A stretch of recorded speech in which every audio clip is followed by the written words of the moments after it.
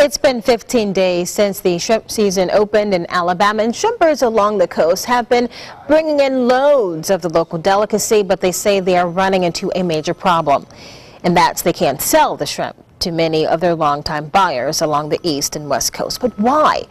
Fox News reporter Libby Amos joining us live now with that answer. Libby?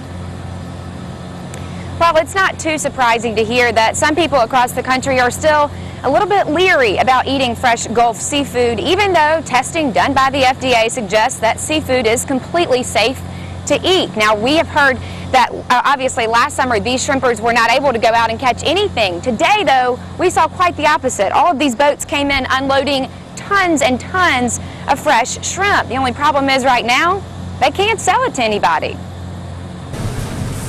Shrimp are being unloaded off the boats in BAYOU, hundreds of pounds at a time. Kendall Stork owns the Lighthouse seafood restaurant and is getting in on the fresh catch. All domestic. The catfish come out of Mississippi. Mullet is caught local. Shrimp are caught local. Flounders, everything's local. And locals have no problem ordering up platters of the fresh Gulf seafood. It's people around the country who are not buying. Around here, it's fine. We've got to get the people up the East Coast, northern part of the United States, back in the swing of thing of buying Gulf seafood. Ernie is the president of the Organized Seafood Association and operates Graham Shrimp Company in the Bayou. He says processors aren't selling Gulf shrimp to other markets, and that's not by choice. It's because of the perception created by the oil spill. That's been our hardest markets. I mean, we lost them with imports. We worked for 8 years. We invested, in the shrimp industry, invested over $12 million in marketing and getting those markets back.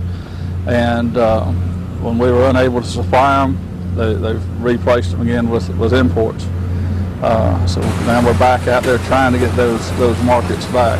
Anderson has met with GCCF and BP officials to try to explain how dire the problem is. So if you don't get some of the money back into the industry that you sucked out as a result of the oil spill, I said you're going to see uncertainty in buying.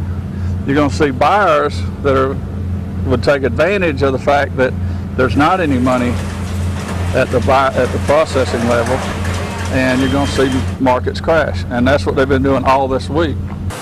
Processors have thousands of pounds of shrimp on hand that are losing value daily, and it doesn't look like there will be many buyers.